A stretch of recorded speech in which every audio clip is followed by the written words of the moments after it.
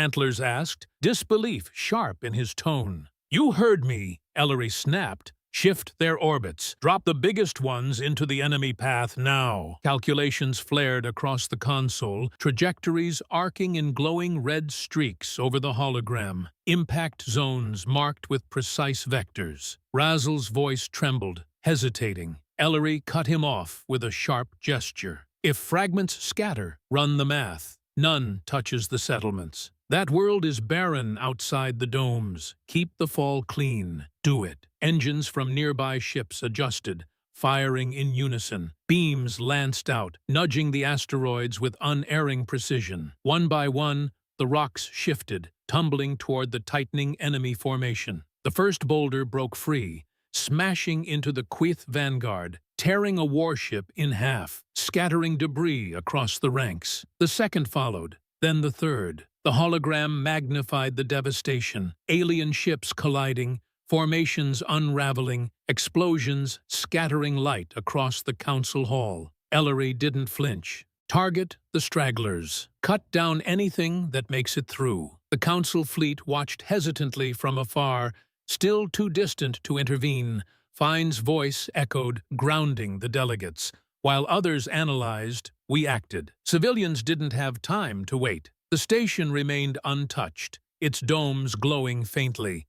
Smoke rose only from orbital wreckage. Fenn let the silence stretch before his final words. He calls it reckless. I call it standing where no one else would, so the voiceless could live. The council split in response. Insectoid car shifted uncomfortably, antennae twitching. Broad-shouldered Vokrans crossed arms, low growls rumbling. Across the chamber, a Sarathi leaned forward, translucent skin glowing with cautious approval. Two Torval exchanged sharp nods, eyes fixed on Fenn. Zaru thrust a clawed hand into the air, mandibles clacking in protest. Before he could speak, the council leader struck the staff down. Thunder cracked, silencing the chamber. Fenn remained calm, palms sliding from the table, unyielding.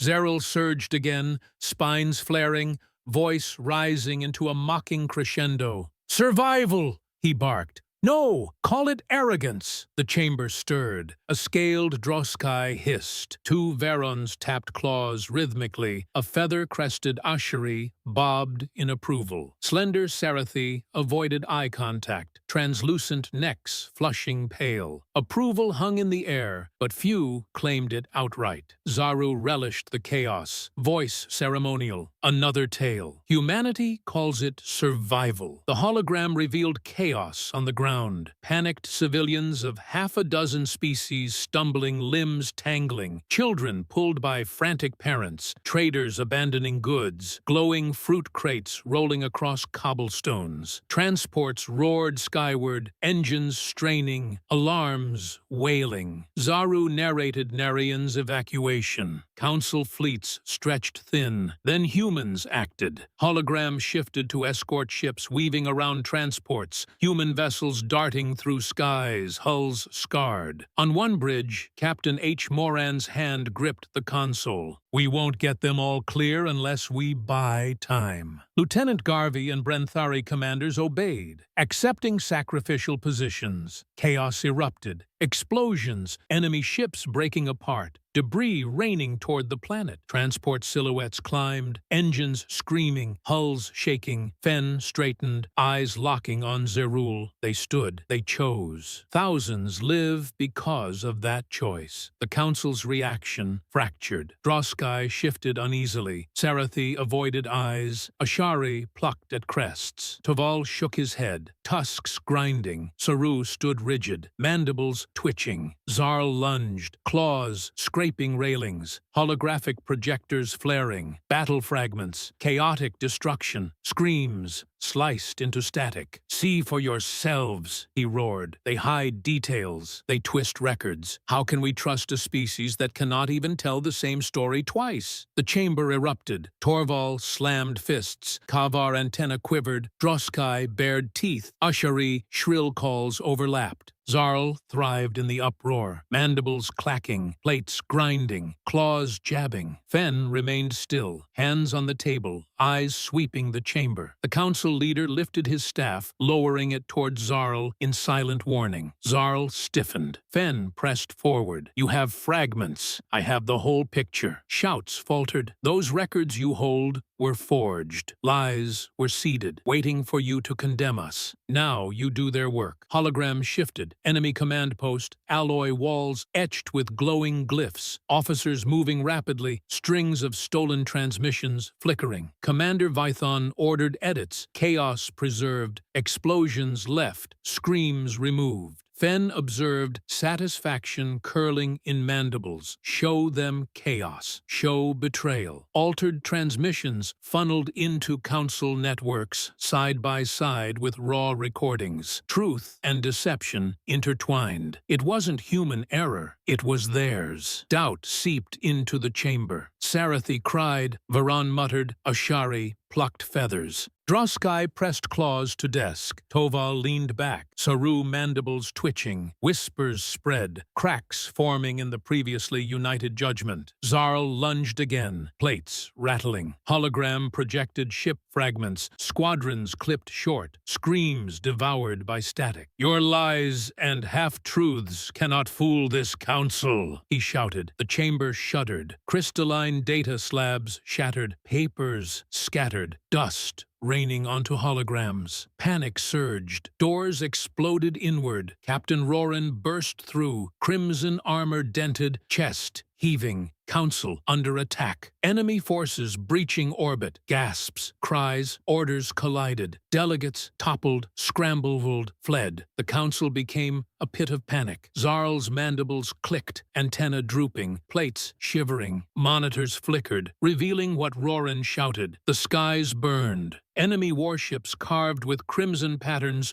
tore through shattered defenses, dread ships bristling with cannons, orbital stations shattered, carriers descending. Streets collapsed, citizens fled, wings flapped, tails dragged children, mandibles clattered in screams. Then new lights flared, human ships ripping out of folded space, leaner, outgunned, yet in tight formation, bold and precise. On the lead bridge, Captain Harold Hal Jordan leaned over the console, brown hair damp, grin sharp. "Guess we showed up to the right party." Lieutenant John Stewart scanned chaos, calm with steel edge. "Odds are stacked 3-1, maybe more."